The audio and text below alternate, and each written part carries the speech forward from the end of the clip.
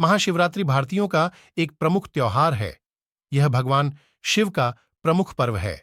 माघ फाल्गुन कृष्ण पक्ष चतुर्दशी को महाशिवरात्रि पर्व मनाया जाता है। माना जाता है कि सृष्टि का प्रारंभ इसी दिन से हुआ था।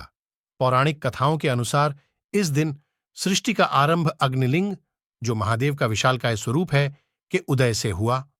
इसी दिन भगवान शिव का सद्गुरु, यह कुछ 300 साल पहले की बात है, कर्नाटक के सदूर दक्षिण क्षेत्र में अपनी बूढ़ी मां के साथ एक योगी रहते थे। उनकी मां काशी जाना चाहती थी ताकि वह विश्वनाथ जाकर शिव की गोद में प्राण त्याग सके। इसके अलावा उसने अपने जीवन में अपने बेटे से कभी कुछ नहीं मांगा था।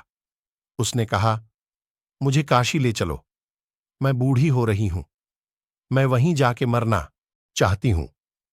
योगी ने अपनी बूढ़ी मां के साथ दक्षिण कर्नाटक के जंगलों से होते हुए काशी के लिए एक लंबी यात्रा शुरू की। वृद्ध होने के कारण उनकी मां का स्वास्थ्य बिगड़ गया, तो उन्होंने मां को कंधे पर उठा लिया और जाहिर तौर पर कुछ समय पश्चात वह कमजोर महसूस करने लगा। उसके पास शिव से याचना करने के बजाय और कोई चारा नहीं बचा। उन्होंने याचना की, हे शिव, मुझे मेरे इस प्रयास में विफल मत होने देना। बस यही एक चीज है जो मेरी मां ने मुझसे मांगा है, कृपया मुझे इसे पूरा करने दें। मैं इन्हें काशी ले जाना चाहता हूं। हम वहां सिर्फ आप ही के लिए आ रहे हैं, कृपया मुझे ताकत दें। तब जैसे ही उन्होंने चलना शुरू किया तो पीछे से एक घंटी की आवाज सुनाई दी, जैसे कोई बैलगाड़ी आ रही हो। उन्हें धुंध से उभरती हुई एक बैलगाड़ी दिखाई दी, जिसे एक बैल खींच रहा था, जो थोड़ा अजीब था, क्योंकि एक बैल वाली बैलगाड़ी छोटे रास्तों के लिए होती है।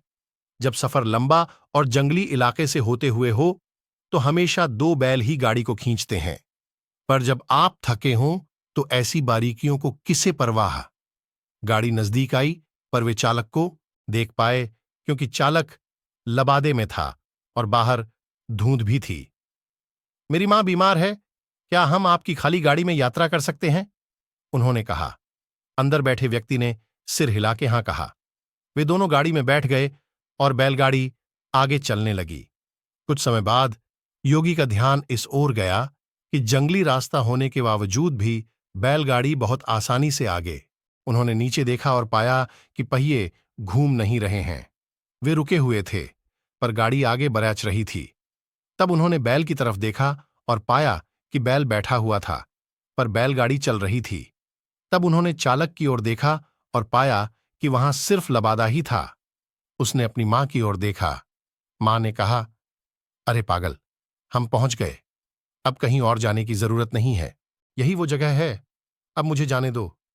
इतना कह के मां ने शरीर छोड़ दिया। बैलगाड़ी और चालक सब विलीन हो गए। योगी अपने गांव लौट आया। लोगों ने सोचा, यह इतनी जल्दी लौट आया है, यह अवश्य ही अपनी मां को कहीं छोड़ के आया है, यह उसे काशी नहीं ले गया। उन्होंने उसे पूछा, तुम अपनी मां को कहां छोड़ आए? उसने उत्तर दिया, हमें वहां जाना नहीं चाह, वह खाली था। अचानक सबने देखा कि वह खुद वहां नहीं थे, सिर्फ उनके कपड़े ही दिखाई पड़ रहे थे। वे दक्षिण भारत के महान संत बने। जहां भी वह जाते लोग उन्हें बिना चेहरे वाले योगी के रूप में लोग जानते थे।